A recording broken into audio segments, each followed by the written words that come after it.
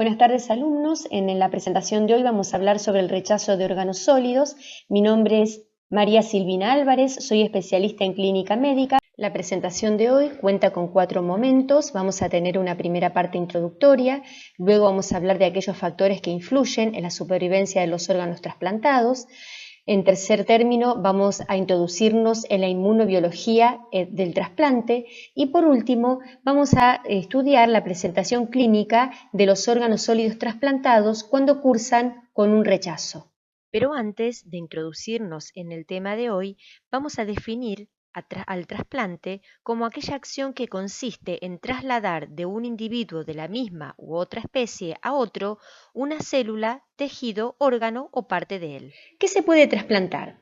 Podemos trasplantar órganos sólidos como corazón, hígado, intestino, páncreas, pulmón, riñón, células como las células de la médula ósea o las células de los islotes de Langerhans, tejidos como córnea, hueso, piel, sangre en el caso de transfusiones, materiales inertes como es el caso del reemplazo valvular con materiales artificiales, tejido compuesto como mano, cara, laringe, tráquea e incluso materia fecal. Cada vez que se produce un trasplante se genera un problema inmunológico que va a depender de lo que se trasplanta.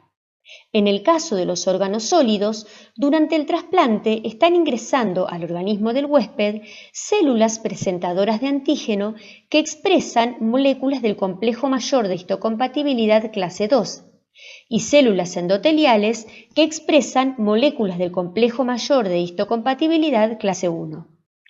Esto va a generar una respuesta inmunológica capaz de producir un rechazo hiperagudo, agudo o crónico. En cambio, en el caso de la médula ósea, estoy trasplantando todo el sistema inmunológico completo, por lo que acá el problema va a ser mucho mayor y a este le llamamos enfermedad del injerto contra el huésped. Entonces, siempre que se trasplante un órgano de un individuo a otro, se corre el riesgo de que se produzca un rechazo. Ahora bien, nos podríamos preguntar si esta situación se da siempre o existen circunstancias en las cuales el rechazo no ocurre. Respondiéndonos a la pregunta que nos hacíamos, vamos a ver que ocurren algunos tipos de trasplante, como es el caso del isotrasplante, que es entre gemelos homocigotas, o el autotrasplante, que consiste en el traslado de un fragmento de piel o hueso en el mismo individuo, que no van a generar rechazo porque no tenemos ningún problema inmunológico. Por el otro lado, los senoinjertos, así como los injertos de órganos artificiales, van a producir siempre un problema inmunológico al organismo del huésped y en estos dos últimos casos el rechazo va a estar siempre presente. El tipo de trasplante más frecuente y que usualmente genera una respuesta inmune por parte del huésped es el aloinjerto o alotrasplante y consiste en el trasplante de un órgano o tejido de un individuo a otro de la misma especie. Vamos a definir en esta diapositiva a qué le llamamos rechazo y consiste en una serie de acontecimientos en las que el injerto se reconoce como ajeno en el organismo del huésped, desarrollando una respuesta inmune tanto local en el órgano trasplantado como sistémica, con el establecimiento de una lesión inflamatoria que puede generar un deterioro en la función del injerto y, si éste no es diagnosticado a tiempo, una necrosis y una pérdida del órgano. Por lo tanto, frente a un paciente que está trasplantado, yo tengo que tener siempre presente la posibilidad de que esté cursando un rechazo. ¿Cuánto dura un injerto? Sabemos que podemos clasificar los eventos del rechazo según el tiempo de evolución, dando lugar a un rechazo muy rápido, denominado hiperagudo. También puede haber un rechazo agudo y un rechazo más tardío denominado crónico.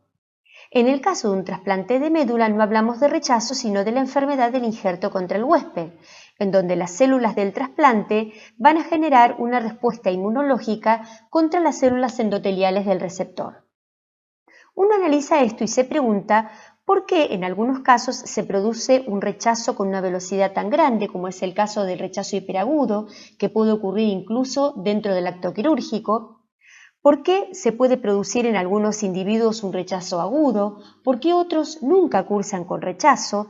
Y nos preguntamos si la supervivencia del órgano tiene únicamente que ver con la compatibilidad entre el huésped y el donante o existe algún otro tipo de factor que puede favorecer la supervivencia del órgano o puede empeorarla.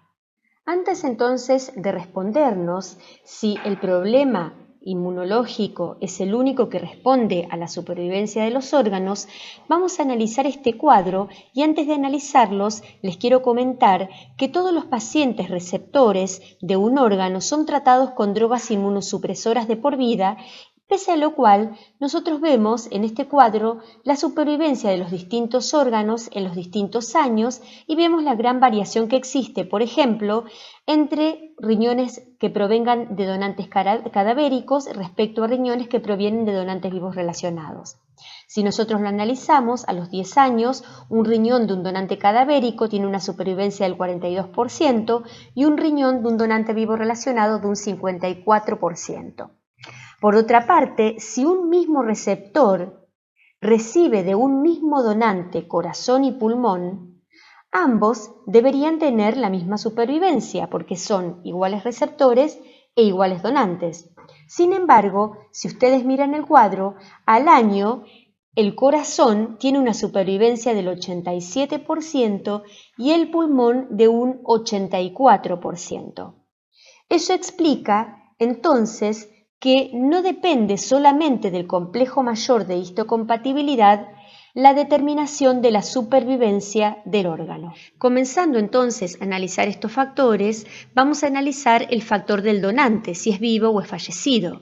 Si el donante es vivo, la durabilidad del órgano va a ser mayor, y más aún si es un donante vivo relacionado respecto de si es un donante vivo no relacionado. En relación al donante fallecido, tampoco es lo mismo que el donante haya presentado un paro cardíaco o sea un donante a corazón batiente. También existe la susceptibilidad de diferentes órganos sólidos al rechazo, y a eso le llamamos inmunogenicidad. Si ustedes observan en el gráfico, estos órganos están ordenados de menor a mayor inmunogenicidad, siendo la córnea un tejido avascular con muy baja tasa de rechazo, y la piel, como así también el intestino, órganos con mayor capacidad de rechazo, y probablemente esto se deba al número de células inmunológicas que presentan estos tejidos. Además de la inmunogenicidad, un factor fundamental en la durabilidad del órgano es la paridad del complejo mayor de histocompatibilidad entre el donante y el receptor. Observamos en el gráfico los alelos que comparten el donante con el receptor y si nosotros miramos, los que se observan son los del complejo mayor de histocompatibilidad clase 1, A y B, y clase 2, DR. Si se enfrentan los alelos de cada una de estas moléculas entre el donante y el receptor, a esto se lo denomina mismatch. Y cuando el mismatch es 6, que corresponde a la línea amarilla, significa que no existe ningún alelo que esté compartiéndose entre ambos. En cambio, cuando el mismatch es 0, hablamos de full house y eso significa que entre el donante y el receptor se comparten los 6 alelos del complejo mayor de histocompatibilidad. Esto se puede observar en la línea negra, que es la que tiene mejor supervivencia. Otro factor a tener en cuenta es el tiempo de isquemia fría, que se define como el tiempo desde el clampeo y extracción del órgano al desclampeo de este mismo órgano en el receptor. A mayor tiempo, menor supervivencia del mismo. Si observamos las líneas del gráfico, vamos a notar que cuando el tiempo de isquemia es mayor de 48 horas, es la línea marrón, la supervivencia cae drásticamente, mientras que en la línea punteada de color roja demuestra una durabilidad mayor del órgano, siendo en este caso el tiempo de isquemia de entre 7 a 12 horas.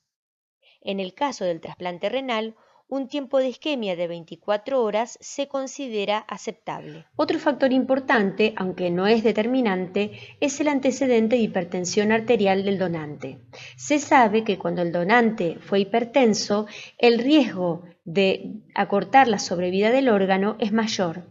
Si miramos en las tres líneas del cuadro, vamos a ver que la línea inferior corresponde a un donante hipertenso durante más de 10 años. Si comparamos la sobrevida del paciente y del injerto en relación al tipo de donante, es decir, un donante con criterios estándar versus un donante con criterios expandidos, como por ejemplo un donante mayor de 60 años, diabético o hipertenso, podemos observar que hay una diferencia significativa en la supervivencia. Por ejemplo, a los 5 años vemos que es de un 81% en receptores de donante con criterios estándar y de un 69,9% en receptores de donantes con criterios expandidos. También es importante la diferencia respecto de la supervivencia del injerto, siendo del 65% en el primer caso y del 48,6% en el segundo. Otro factor que va a acortar la vida del órgano es la presencia o la aparición de anticuerpos contra el donante. A estos anticuerpos se los denomina de novo, ya que se originan luego del trasplante y ocurren a partir del contacto entre el injerto y el huésped. Estos anticuerpos van a disminuir la sobrevida del órgano y representan un factor de riesgo para la aparición de un rechazo humoral. En esta diapositiva se evalúa el impacto del rechazo agudo celular en la sobrevida de un injerto renal. Y si ustedes miran, en el caso de un individuo que no ha sufrido ningún rechazo, la sobrevida a los 10 años es del 94%, mientras que en el caso de que haya existido un rechazo agudo precoz, la sobrevida del injerto a los 10 años es del 86% y cuando el rechazo es un rechazo agudo tardío, la sobrevida es del 45%. Hay que tener en cuenta que cada vez que un paciente desarrolla un cuadro de rechazo, requiere un tratamiento inmunosupresor más importante que genera mayores factores de riesgo, sobre todo complicaciones infectológicas que van a complicar y amenazar la vida de este paciente. A modo de resumen, entonces, analizamos los 5 factores que influyen en la supervivencia del injerto y del paciente, que son el primero, la incompatibilidad HLA-ABO. Dijimos que cuanto mejor sea la compatibilidad de los antígenos del complejo mayor de histocompatibilidad, a lo que llamamos mismatch, mejor va a ser el resultado de nuestro trasplante. Por supuesto, tiene que haber también una compatibilidad sanguínea. El segundo factor son los factores intrínsecos del donante, que tienen que ver con la diferencia entre un donante con criterios estándar versus un donante con criterios expandidos. Los factores intrínsecos del receptor, que se relacionan con la condición o la situación clínica en la que se encuentra el paciente que va a recibir un órgano. No es lo mismo un paciente, por ejemplo, que va a recibir un trasplante renal y lleva un año en hemodiálisis, que un paciente que lleva muchos más años y que tiene enfermedades concomitantes. Los eventos perioperatorios tienen que ver con el tiempo de isquemia. Dijimos que el tiempo de isquemia fría determinaba también la supervivencia del órgano. Y por último, la inmunosupresión. Y aquí es importante que se evalúe cuáles van a ser las drogas que se van a elegir, cuál va a ser la inducción, qué dosis vamos a utilizar, la adherencia del paciente al tratamiento instaurado. Es decir, todos estos elementos, la sumatoria de todos estos elementos van a afectar el funcionamiento del órgano a corto, mediano y largo plazo. Muy bien, ahora vamos a pasar a nuestro tercer momento del teórico, en el cual vamos a repasar cómo se produce un rechazo y cuáles son los eventos inmunológicos que lo originan. Desde el punto de vista inmunológico, se origina una cascada de acontecimientos en donde a partir de la presentación de un haloantígeno que será reconocido como extraño por parte del receptor, se pondrá en marcha una respuesta inmunológica que generará el rechazo. El rechazo se origina de una manera similar a la respuesta inmune adaptativa puesta en marcha contra un antígeno convencional como puede ser una bacteria o un virus. Las células T y B naive van a reconocer a estos haloantígenos en los órganos linfoides secundarios. Las células T se van a diferenciar en células T efectoras y las B en células B memoria y plasmocitos. Posteriormente se generarán las células T memoria y tanto las células T efectoras como las memoria van a infiltrar el parénquima del órgano trasplantado, lesionando su integridad. Por otra parte, los plasmocitos van a generar anticuerpos que también van a participar en este fenómeno, desencadenando un rechazo agudo, tanto celular como humoral. ¿Cómo se inicia entonces la respuesta contra el haloantígeno? Nosotros acá en esta diapositiva lo que tenemos graficado es un trasplante de piel, en donde ingresan las células presentadoras de antígeno que van a infiltrar el tejido y van a migrar hacia el ganglio linfático, presentando sus péptidos a los linfocitos T que se encuentran en la zona de linfocitos T del mismo. Estos linfocitos T activados van a abandonar el ganglio linfático por los vasos eferentes y se van a dirigir hacia el conducto torácico y desde allí, por los vasos linfáticos, van a infiltrar al órgano recientemente trasplantado, atacándolo y destruyéndolo. Este sería el camino del rechazo en el caso de un alloantígeno. Ahora bien, en este momento nos podemos preguntar por qué es tan fuerte la respuesta inmune aloreactiva que se genera contra un aloantígeno comparada con la respuesta inmune que se produce contra una bacteria o un virus.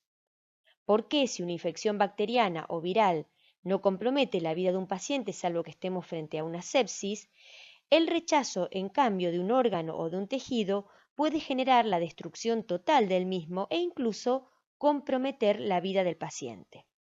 Bueno, esto tiene una respuesta y es que la frecuencia de linfocitos T capaces de reconocer una molécula del complejo mayor de histocompatibilidad halogénica es de 100 a 1000 veces mayor que la frecuencia de linfocitos T específicos frente a un péptido microbiano. Es decir, la respuesta inmunológica aloreactiva es de 100 a 1000 veces mayor que la respuesta inmunológica contra un germen específico. La causa de que la frecuencia de linfocitos T específicos frente a moléculas aloreactivas es tanto mayor tiene que ver con la manera en que se activan los linfocitos T en un trasplante. Normalmente los linfocitos T naive, es decir, aquellos que por primera vez toman contacto con una molécula del complejo mayor de histocompatibilidad, van a ser activados en un trasplante de un órgano sólido mediante dos vías diferentes, a las que llamamos vías directa e indirecta. Si nosotros miramos bien el gráfico, en el caso de la vía directa, la célula presentadora de antígeno es la célula del donante, es la de color verde, porque cuando se produce un trasplante, estamos introduciendo junto con el órgano células presentadoras de antígeno del donante. Estas células van a presentar el complejo mayor de histocompatibilidad clase 2 más el péptido al linfocito TCD4. Pero el linfocito TCD4 no solamente se va a activar a partir de la célula presentadora de antígeno del donante, sino que también existe otra vía de activación a la que llamamos vía indirecta. Y esta se produce porque también las células presentadoras de antígeno del receptor van a procesar antígenos que provengan de los tejidos del órgano trasplantado y lo van a presentar junto con sus moléculas del complejo mayor de histocompatibilidad clase 2 al linfocito T CD4. Entonces, los linfocitos T CD4 van a activarse mediante dos vías y esto va a hacer que la cantidad de linfocitos T activados sea el doble de una activación normal. Es decir, la vía indirecta es la vía normal de activación frente a la aparición de un péptido microbiano, que va a ser fagocitado, procesado y presentado al linfocito T. En este caso, hay dos células que presentan antígenos, las células que provienen del donante y las células propias del receptor. Esto genera una gran respuesta inmunológica que tiene que ser corregida mediante drogas inmunosupresoras indispensables y que debemos utilizar durante toda la vida del paciente trasplantado, porque durante toda la vida este paciente va a tener riesgo de sufrir un rechazo. Acá les presento un esquema representativo del efecto de la inmunosupresión bloqueando la activación del sistema inmune, evitando un rechazo. Respecto del trasplante renal, abajo les puse que en la década del 60 la incidencia de rechazo en el primer año post-trasplante era del 80% y en la actualidad, gracias a los nuevos inmunosupresores, esta incidencia ha bajado al 15%. Ahora bien, vamos a ver que existen varios tipos y grados de severidad de rechazo contra injertos que tienen que ver En primer lugar, con el tiempo transcurrido desde la concreción del trasplante, pero también con los mecanismos inmunológicos que están involucrados en el mismo. Y frente a esta situación vamos a ver que existen tres tipos de rechazos. El rechazo hiperagudo, que ocurre rápidamente posterior al trasplante, el rechazo agudo y el rechazo crónico. En esta diapositiva vemos los mecanismos implicados en los tres tipos de rechazo. En el caso del rechazo hiperagudo, el mecanismo fisiopatológico se produce a partir de la presencia de anticuerpos preformados que tiene el huésped y que van a reaccionar contra el injerto. Esos anticuerpos preformados, como lo dice la palabra, son anticuerpos que ya posee el paciente antes de ser trasplantado. ¿Y de dónde los tiene? Bueno, hay tres mecanismos por los cuales un paciente puede tenerlos, y son trasplantes de órganos previos, transfusiones sanguíneas o embarazos. Por eso es muy importante hacer un estudio previo antes del trasplante para determinar el porcentaje de anticuerpos que tiene el paciente, y si este paciente tiene un porcentaje muy alto, hablamos de hipersensibilizado y entonces no está apto para recibir un injerto. Hay que tener en cuenta que cuando se produce un rechazo hiperagudo, hay una activación del complemento con lesión endotelial, inflamación y trombosis de los capilares que genera un rechazo hiperagudo con el único tratamiento que es la extracción del órgano. En el caso de un rechazo agudo, los mecanismos implicados son los que expliqué anteriormente, es decir, la presentación del aloantígeno a los linfocitos T mediados por células presentadoras de antígenos, tanto del receptor como del huésped. Se va a producir una lesión de las células parenquimatosas con inflamación intersticial y los mediadores son el linfocitos T, los macrófagos, las células natural killer, las citoquinas y por supuesto los aloanticuerpos. En el caso de un rechazo crónico, el mecanismo implicado es un mecanismo inmunológico mediado también por linfocitos T, macrófagos, citoquinas y aloanticuerpos, pero también existen mecanismos no inmunológicos que más adelante voy a explicar, y se genera un daño crónico del órgano. Hay una reacción de hipersensibilidad crónica con engrosamiento de la pared del vaso, producida por proliferación de las células musculares lisas de la íntima, con oclusión vascular y degeneración progresiva del órgano. Abajo les puse los tiempos de presentación del rechazo. Es cierto que el rechazo hiperagudo incluso puede ocurrir dentro del mismo acto quirúrgico o dentro de la primera semana del del trasplante. Respecto de un rechazo agudo, este puede ocurrir dentro de las primeras semanas del trasplante, pero también podemos observar un rechazo agudo en un paciente que lleva años de trasplante, es decir, un rechazo agudo en el contexto de un daño crónico del órgano. Esto también ocurre.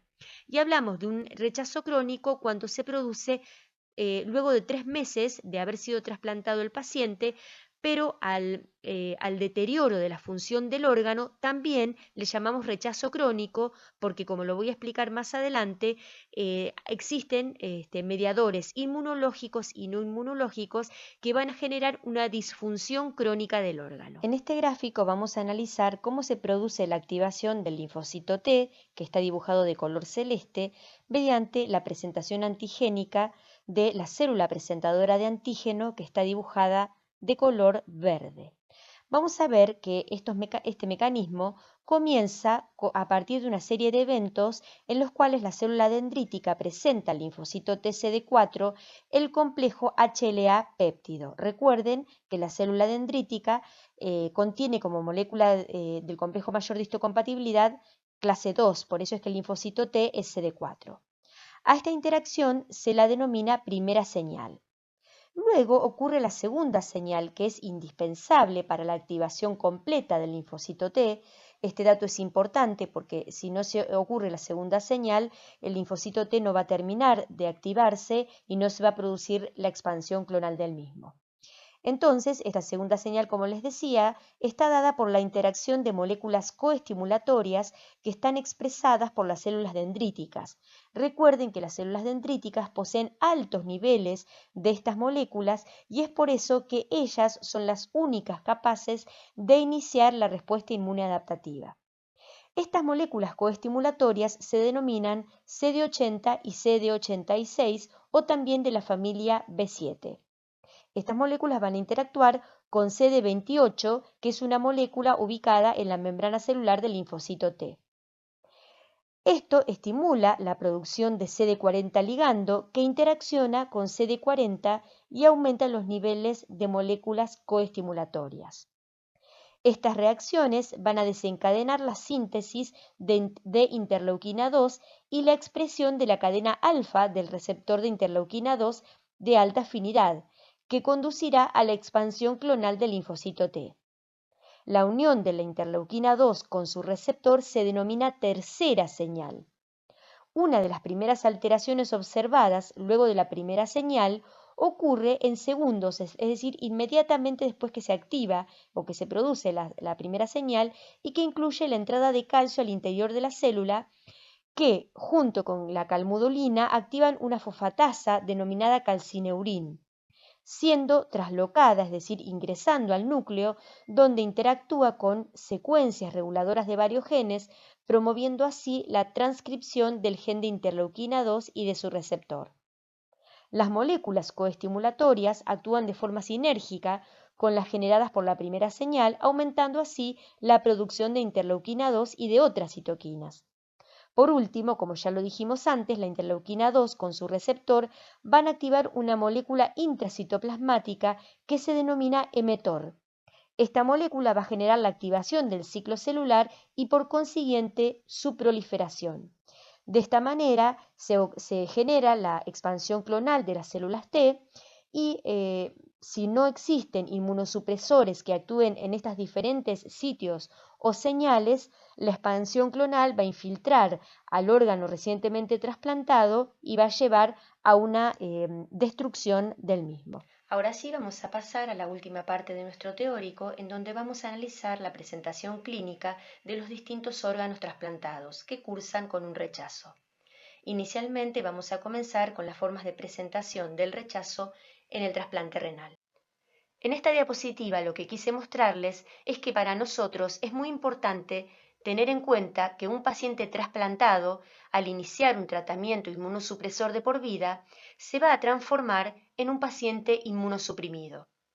Por lo tanto, tiene una alta probabilidad de sufrir infecciones, ya sea por activación de virus propios, como por ejemplo el CMV o el virus BK, o también por microorganismos del medio ambiente. Por eso los médicos que hacemos el seguimiento de estos pacientes, que son altamente complejos, nos encontramos siempre con la disyuntiva entre la dosis necesaria para el tratamiento inmunosupresor con el fin de evitar el rechazo y los procesos infecciosos que pueden afectar tanto al órgano como a la vida del paciente. Entonces, por ejemplo, un paciente séptico va a requerir una dosis mínima de inmunosupresor e incluso la suspensión de los mismos, corriendo el riesgo de sufrir un rechazo.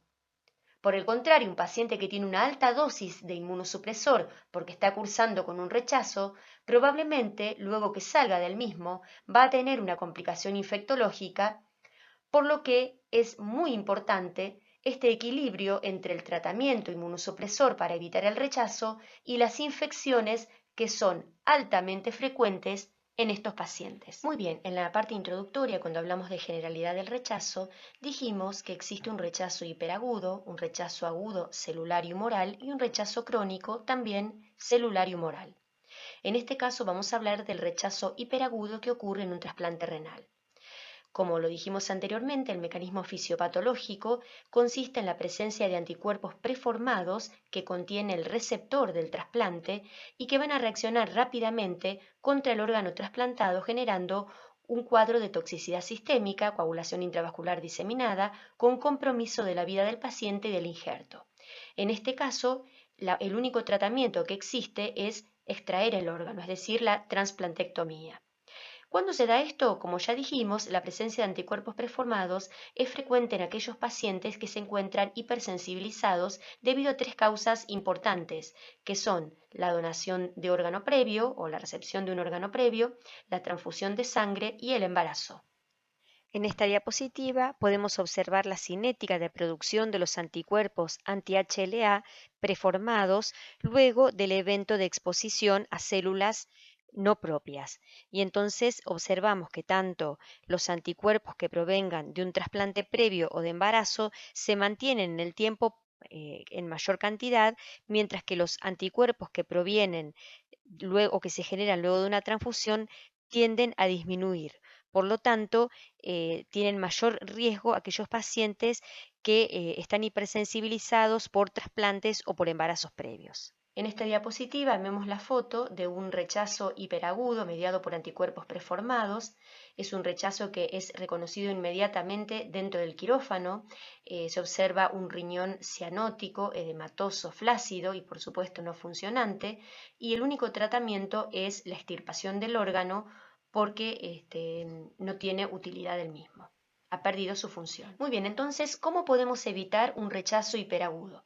Bueno, acá tenemos 3 pasos. El primero es trasplantar a pacientes avocompatibles, es decir, que existe una compatibilidad sanguínea. El segundo paso es la realización del cross-match, que es un estudio que se realiza durante el operativo del trasplante, en el cual se enfrenta el suero del donante con el del receptor para determinar si existen anticuerpos del receptor preformados que puedan afectar al donante.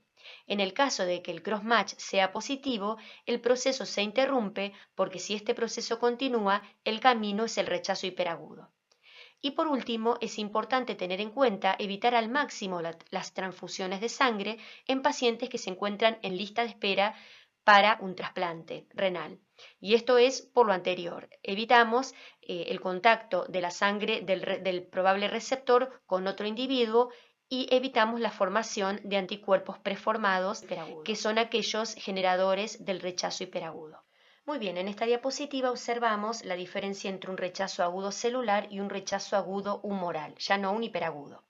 El rechazo agudo celular es altamente frecuente. Si observan la diferencia, uno se da en el 90% de los casos, mientras que el humoral únicamente en el 10%.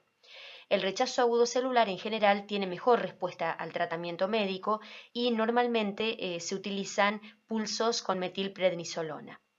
La fisiopatología es la de un gran infiltrado inflamatorio mediado por linfocitos T, como ya lo explicamos, que genera tubulitis y glomerulitis. Y el factor de riesgo, sobre todo, tiene que ver, en primer lugar, con la mala adherencia al tratamiento inmunosupresor. Por eso es que es muy importante indagar sobre la adherencia del paciente al tratamiento de las drogas. Respecto al rechazo agudo humoral, dijimos es menos frecuente, ocurre en un 10% de los casos, es mucho más difícil de revertir, la agresividad al órgano es mucho mayor, es más frecuente o como factor de riesgo tenemos la presencia de un paciente con anticuerpos preformados, es decir, pacientes hipersensibilizados. En este caso la célula efectora es el linfocito B y lo que se observa a nivel del tejido es una lesión endotelial difusa con depósitos de C4D. Esto es muy importante porque sabemos, ya les dije, que el diagnóstico de un rechazo se realiza por biopsia del riñón y la presencia de depósitos de C4D a nivel de los capilares peritubulares es el diagnóstico preciso de un rechazo agudo humoral. El mecanismo fisiopatológico es por la formación de anticuerpos antidonante específicos, es decir, no por anticuerpos previos, ese era el rechazo hiperagudo, sino por que el paciente trasplantado genera anticuerpos post-trasplante contra el órgano. Aproximadamente ocurre entre un 15 a un 20% en el primer año. ¿Cuándo voy a sospechar que estoy frente a un rechazo? Bueno, en primer lugar, el aumento de los valores nitrogenados, es decir, el aumento de la urea y de la creatinina, en ausencia de otras causas, debe hacerme sospechar la posibilidad de este cuadro. Tenemos que tener en cuenta que no siempre es el aumento, sino también la falta de descenso. Normalmente cuando un paciente se trasplanta, a medida que van pasando los días, la creatinina tiene que ir disminuyendo. Cuando ocurre un aplanamiento de la misma, es decir, nosotros esperamos un descenso y esto no ocurre, tenemos que pensar que la probabilidad puede ser el rechazo. También es importante considerar la mala adherencia del paciente al tratamiento inmunosupresor. Esto sobre todo es más frecuente en adolescentes. Existen inmunosupresores que podemos dosar en sangre para determinar qué valores tienen y si realmente el paciente está tomándolos o no. Estos inmunosupresores que podemos dosar son, por ejemplo, los anticalcineurínicos y los IMTOR. Si observamos que el nivel en sangre de estas drogas está disminuido, o bien tenemos que aumentar la dosis o bien interrogar muy bien al paciente para definir si es que está realizando el tratamiento o no. En el caso de que un paciente tenga valores de urea y creatinina aumentados o no tiene los descensos esperados después del trasplante, entonces tenemos que pensar que podría estar cursando con un rechazo. Sin embargo, tenemos que buscar otras causas de aumento de la creatinina y entonces la primera puede ser un falso positivo, así que es importante repetir el análisis. Y luego tenemos que pensar que el paciente está realizando un fallo renal y que puede ser, al igual que con cualquier otro individuo, una falla prerrenal, renal o posrenal. En los pacientes trasplantados, la falla prerrenal más frecuente es la hipovolemia, es decir, la falta de flujo a nivel del parénquima, producido por una hipotensión arterial o por falta de hidratación. Estos pacientes deben tomar grandes volúmenes de agua y muchas veces la adherencia a esta indicación es pobre y entonces observamos que al internar al paciente e indicarle un plan de hidratación parenteral, vemos que la función renal mejora ostensiblemente. Así que una de las causas puede ser la hipovolemia. En cuanto a un trasplantado inmediato que comienza con fallo renal, antes de pensar en el rechazo, tengo que hacer siempre un ecodoppler renal para descartar una oclusión de la arteria renal por una trombosis o por alguna anomalía del acto quirúrgico. Así que es un estudio muy frecuente que pedimos, el ecodoppler de la arteria renal. Respecto de las causas posrenales, la presencia de un linfocele compresivo o de un urinoma pueden ser causas que compriman la vía urinaria o bien una hiperplasia prostática benigna que obstruya el tracto urinario y genere aumento en los valores nitrogenados. Como causas renales, la necrosis tubular aguda, que es un retraso, que se origina un retraso en la función del injerto, es típica en todo paciente trasplantado, sobre todo si el donante fue cadavérico y más aún si el tiempo de isquemia fue largo.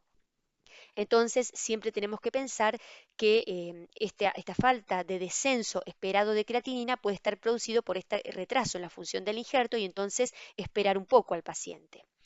La toxicidad por drogas. Ustedes saben que existen medicamentos inmunosupresores, como por ejemplo los anticalcineurínicos, que son nefrotóxicos. Así que una nefrotoxicidad por drogas también tiene que ser una pensada como causa de insuficiencia renal. Y por último, los procesos infectológicos, tanto generales como propios del riñón, como una nefritis intersticial o una infección urinaria, siempre hay que descartarlos. Por eso, a todo paciente trasplantado que comienza con valores nitrogenados aumentados, hay que pedirles un urocultivo. Para arribar al diagnóstico de un rechazo, es importante realizar un examen clínico completo. Lo primero, que ya lo dijimos, es repetir la determinación de creatinina y urea y buscar otras anormalidades en el laboratorio. Entonces, por ejemplo, puedo encontrar aumento de los glóbulos blancos o un sedimento urinario patológico y pensar que la causa que está produciendo mi alteración de los valores nitrogenados es una infección urinaria.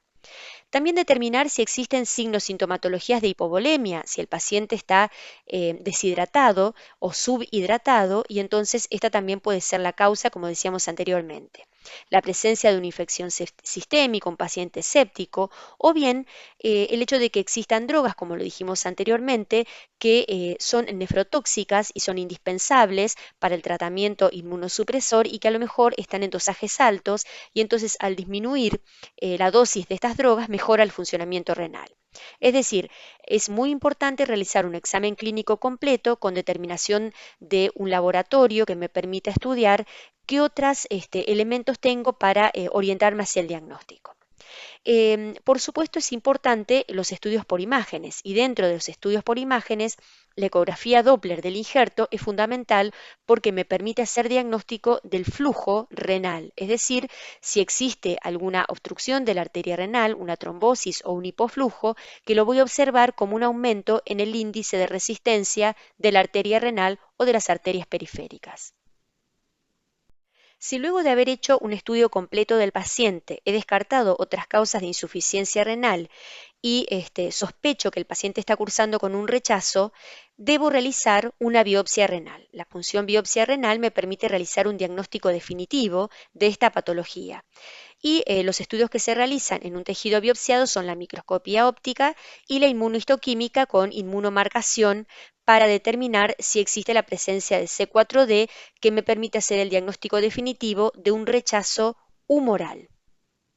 También puedo determinar o estudiar la presencia de anticuerpos antidonante específicos que, como dije anteriormente, son la causa de un rechazo agudo humoral. En esta diapositiva podemos observar cómo se ve un infiltrado intersticial en una biopsia en donde hay edema y tubulitis y endotelitis. Observamos que en la tubulitis existen células mononucleares que invaden túbulos y también se insinúan entre las células epiteliales tubulares. La endotelitis es una infiltración de células mononucleares bajo el endotelio arteriolar. Aquí podemos observar la patología del rechazo agudo humoral, en donde se ve el depósito de C4D en capilares peritubulares. Recuerden siempre que el rechazo agudo humoral es más frecuente en pacientes hipersensibilizados y la causa es la aparición de anticuerpos de novo contra los donantes o contra el órgano donado. El tratamiento de un rechazo agudo celular está dado por la utilización de corticoides en altas dosis.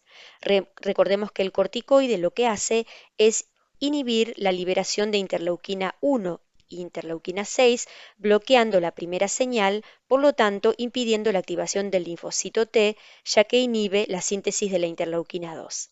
Este mecanismo de acción lo que hace es frenar la actividad del rechazo. Normalmente el 75% de los casos de rechazo agudo primario revierten luego de este tratamiento. Sin embargo, hay un grupo de pacientes que se definen como pacientes córtico-resistentes, es decir, que están cursando un rechazo agudo celular, pero que no responden al tratamiento con corticoides. En estos pacientes se utilizan anticuerpos policlonales como la timoglobulina. Recordemos siempre que la utilización de corticoides en altas dosis por medio de pulsos de corticoides tiene una alta cantidad de efectos adversos como la hipertensión arterial, las arritmias, los trastornos en el metabolismo de la glucemia, etc. En el rechazo agudo humoral se utiliza la plasmaféresis con la finalidad de remover los anticuerpos circundantes y siempre con reposición de albúmina. Se puede utilizar también inmunoglobulina endovenosa y rituximab. El rechazo crónico, también denominado nefropatía crónica del trasplante, se caracteriza porque hay un deterioro lento y progresivo de la función renal que se asocia a proteinuria e hipertensión arterial. Decimos normalmente que un rechazo es crónico cuando ocurre después del tercer mes de la cirugía, pero la verdad es que esta nefropatía crónica del trasplante tiene más relación con un paciente que lleva años de trasplante y que por mecanismos que ya vamos a ver, tanto inmunológicos como no inmunológicos, va deteriorando la función del órgano y termina por perderlo. En este cuadro podemos ver resumidos estos factores de riesgo no inmunológicos e inmunológicos que van a determinar la supervivencia del órgano a largo plazo. Dentro de los factores no inmunológicos es muy importante las características del donante. Al principio del teórico yo les hablaba de aquellos donantes con criterios expandidos. Nosotros sabemos que los receptores que recibieron órganos con donantes con criterios expandidos van a tener más riesgo de sufrir un deterioro del órgano. También existen otras alteraciones, por ejemplo, las lesiones asociadas a isquemia y a reperfusión, que tienen que ver con el tiempo de isquemia, las características del donante, por ejemplo, habíamos dicho un donante con hipertensión arterial, o las características del receptor, también un receptor hipertenso o con dislipemias tiene un riesgo aumentado a una enfermedad crónica del órgano. Hay que sumar a esto la toxicidad por drogas inmunosupresoras. Esto lo hablamos antes, dijimos que hay medicamentos inmunosupresores que producen toxicidad del órgano, como los anticalcineurínicos. También existen razas, como la raza negra, que tiene más riesgo de sufrir daño crónico. Y todas aquellas infecciones que tenga el paciente durante todo el tiempo en que esté trasplantado van a ser mecanismos no inmunológicos que van a ir deteriorando la función del órgano. Respecto de los factores de riesgo inmunológicos, podemos nombrar algunos, como la baja compatibilidad HLA. No es lo mismo trasplantar a un paciente cuyo mismatch es 000, es decir, un full house que comparte todos los alelos desde el complejo mayor de histocompatibilidad, a un individuo con muy baja compatibilidad. Este es un factor muy importante. La sensibilización previa, es decir, la presencia de anticuerpos preformados, como lo hablamos anteriormente, la disfunción inicial del injerto, aquellos pacientes que tienen un retraso en la función del injerto y que requieren la realización de hemodiálisis, se sabe que aquellos pacientes que necesitan hemodiálisis los primeros días del trasplante van a tener una función del órgano disminuida. Los sucesivos rechazos agudos que pueda tener un paciente durante su vida van a ir sumando daño renal, la no adherencia al tratamiento, por supuesto, la falta de adherencia a las drogas inmunosupresoras va a predisponer la aparición de rechazo agudo y esto va a cortar la vida del órgano. Y por último, la insuficiente dosis o la inmunosupresión insuficiente también va a determinar un acortamiento en la vida del órgano y una nefropatía crónica del injerto que llevará a una pérdida del mismo. El cuadro clínico de un paciente que está cursando con un rechazo crónico o nefropatía crónica del trasplante se caracteriza por un deterioro lento de la función renal con valores de urea y creatinina elevados, hipertensión arterial y proteinuria. El cuadro clínico, el diagnóstico, definitivo lo realizo mediante una punción biopsia con estudio histológico del órgano. Allí lo que encuentro es la presencia de engrosamiento fibroso de la íntima, de las arteriolas y las alteraciones degenerativas de la túnica media. ¿Cómo puedo prevenir este rechazo crónico mejorando entonces la supervivencia del órgano? Bueno, disminuyendo los factores de riesgo de los que hablábamos. Entonces, trasplantar con buena compatibilidad es un elemento esencial, como así también la correcta elección del inmunosupresor que requiera mi paciente. Recordemos que tenemos una gran variación de inmunosupresores y que normalmente la elección del mismo tiene que ser de acuerdo a las características clínicas de mi paciente. Es fundamental tratar la hipertensión arterial y la dislipemia de mi paciente, controlar la adherencia al tratamiento mediante los dosajes, determinar que no esté cursando con infecciones subclínicas, hacer profilaxis para aquellos virus que se reactivan como el CMV y el BK y en el acto quirúrgico también es muy importante minimizar el tiempo de isquemia. En el trasplante renopáncreas también puedo tener un cuadro de rechazo agudo y se pone de manifiesto en primer lugar por una disfunción renal que se caracteriza por el aumento de los valores nitrogenados. Pero acá también voy a tener ascensos de glucemia, de amilasa y de lipasa que me permiten hacer un diagnóstico precoz. En este cuadro clínico, la biopsia se realiza en el riñón, es decir, se hace una punción biopsia renal y si tenemos características de rechazo, entonces entendemos que el rechazo es de ambos órganos. Ahora vamos a analizar cuáles son los mecanismos inmunológicos que ocurren en un rechazo de un trasplante hepático. En este trasplante existe una gran ventaja inmunológica si lo comparamos con el trasplante renal. Y esto se debe a que el índice de rechazo en el hígado es muy bajo. Incluso puede tener éxito el trasplante aún con incompatibilidad ABO, con crossmatch positivo e incluso con la presencia de anticuerpos preformados positivos. Este órgano tiene una gran resistencia al ataque mediado por anticuerpos, tiene una muy baja tasa de rechazo crónico y una gran reversibilidad del rechazo agudo. Por esta causa, no se tiene en cuenta la positividad del crossmatch. En el trasplante hepático también tenemos un rechazo hiperagudo, agudo y crónico o ductopénico. En el rechazo hiperagudo, que es raro, ocurre en menos del 1% de los casos, se ha observado que el 25% de estos ocurre en los casos de incompatibilidad ABO. Ocurre en los primeros minutos u horas del trasplante y se han observado presencia de anticuerpos citotóxicos preformados. Respecto del cuadro clínico, es el semejante a un fallo primario del órgano con encefalopatía hepática y con trastornos de la coagulación. El cuadro clínico es irreversible, no responde a ningún tipo de tratamiento y se requiere la extirpación del órgano y el retrasplante. Respecto del rechazo agudo, ocurre en el 50% de los casos, pero presenta muy buena respuesta al tratamiento. Muchas veces los síntomas son escasos. Es más frecuente en pacientes que han tenido que recibir trasplante hepático a causa de enfermedades autoinmunes, es decir, una hepatitis autoinmune, por ejemplo, o una cirrosis biliar primaria, o bien en aquellos pacientes que han tenido hepatitis fulminantes víricas. El cuadro clínico es inespecífico, como les decía, con una hiperbilirrubinemia, puede haber fiebre, algún síndrome colestásico con aumento de FAL y gamma GT, y siempre hay que hacer diagnóstico diferencial con problemas isquémicos, patologías biliares o toxicidad por fármacos. El diagnóstico de certeza, al igual que en el caso del rechazo renal, es la biopsia hepática y el tratamiento en los casos leves es únicamente aumentando la dosis del inmunosupresor que toma el paciente. Cuando el rechazo agudo es más importante, se requieren bolos de corticoides. Respecto del rechazo crónico o ductopénico, este ocurre a partir del tercer mes del posttrasplante, pero al igual que el rechazo crónico del riñón, puede ocurrir durante toda la vida del órgano. Se desconocen los mecanismos inmunes implicados, pero podrían haber mecanismos tanto citotóxicos como humorales. El paciente tiene una severa colestasis crónica con hiperbilirrubinemia, gamma GT y FAL elevadas, la ictericia es progresiva y se observan escoriaciones por el gran prurito que ocasiona la hiperbilirrubinemia. Este cuadro es irreversible, aunque se intentan tratamientos con corticoides y emetor, por lo general el tratamiento definitivo es el retrasplante. Ahora vamos a analizar lo que ocurre en el trasplante cardíaco. Aquí también tenemos un rechazo agudo celular y un rechazo agudo humoral.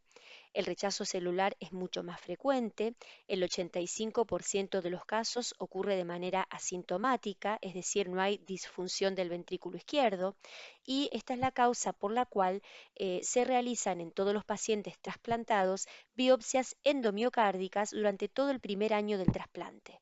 Ahí les escribí cómo es el protocolo para la realización de las biopsias endomiocárdicas. Fíjense que en el primer mes se realizan biopsias semanales, en el segundo mes se realizan biopsias cada 15 días, entre el cuarto y quinto mes las biopsias son mensuales y luego cada 3 meses.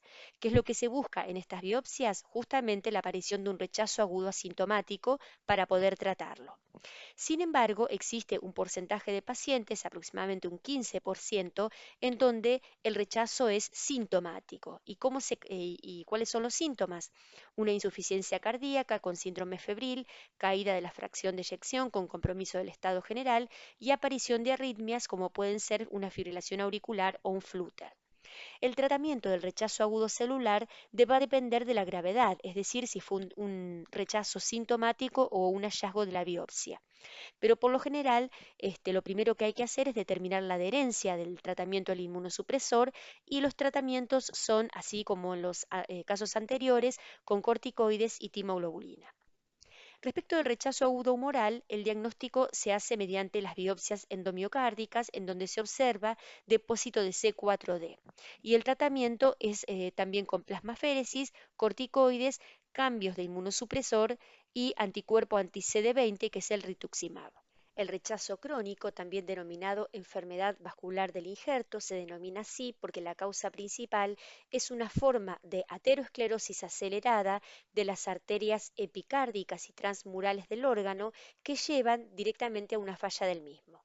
Es la principal causa de falla del injerto y muerte luego del primer año del trasplante y se caracteriza porque existe una proliferación intimal con estenosis luminal y oclusión de las arterias más pequeñas. Es importante determinar que el paciente no tiene dolor y se presenta como un infarto agudo de miocardio, una insuficiencia cardíaca o muerte súbita. El tratamiento preventivo para esta patología es el uso de estatinas, ya que tiene propiedades inmunomoduladoras y antiinflamatorias del endotelio, utilizar antiagregantes plaquetarios, tratar siempre la hipertensión arterial, modificar los inmunosupresores y en el caso de que esto no tenga respuesta, el retrasplante. Bueno, respecto de los síntomas que ocurren en el rechazo de un trasplante de pulmón, el rechazo agudo se pone de manifiesto por una disminución de al menos el 10% de la velocidad expiratoria forzada en un segundo. Y tiene que haber ausencia de otra circunstancia que explique la aparición de estos síntomas. Por supuesto, como en todos los órganos anteriores, la confirmación de un rechazo agudo de un trasplante pulmonar siempre es la confirmación histológica. Ya llegando al final de nuestro teórico, nos vamos a detener un segundo en el trasplante de intestino. Este órgano tiene una alta tasa de rechazo debido a que, como lo habíamos visto anteriormente, es un órgano altamente inmunogénico, probablemente porque tiene alta concentración de células inmunológicas. Entonces, como les decía, la incidencia de rechazo en el intestino es del 70 al 80%. Es mucho más común dentro de los primeros 6 meses del trasplante y no existen marcadores bioquímicos que nos permitan predecir el rechazo. En realidad hay que basarse en la sintomatología clínica del paciente, que es fiebre, un aumento de pérdidas por la ostomía, estos pacientes quedan con ostomía durante un tiempo, dolor abdominal, náuseas, vómitos y sangrados gastrointestinales. Si se sospecha el rechazo, es muy importante realizar biopsias y estas biopsias por lo general se realizan a través de la ostomía. El tratamiento del rechazo agudo en el caso del intestino debe ser muy agresivo, se utilizan corticoides en altas dosis y anticuerpos monoclonales o policlonales como la timoglobulina. En el final de esta presentación les dejo algunas fotos de rostros de pacientes de nuestro servicio que se han trasplantado, para que recordemos siempre que todos nuestros esfuerzos, horas de estudio y aprendizaje tienen que tener como finalidad al paciente y su bienestar, buscando siempre lo mejor para él. Recordemos esta frase de Maimónides que dice, el médico no debe tratar a la enfermedad, sino al paciente que sufre. Les agradezco mucho por acompañarme y les deseo lo mejor.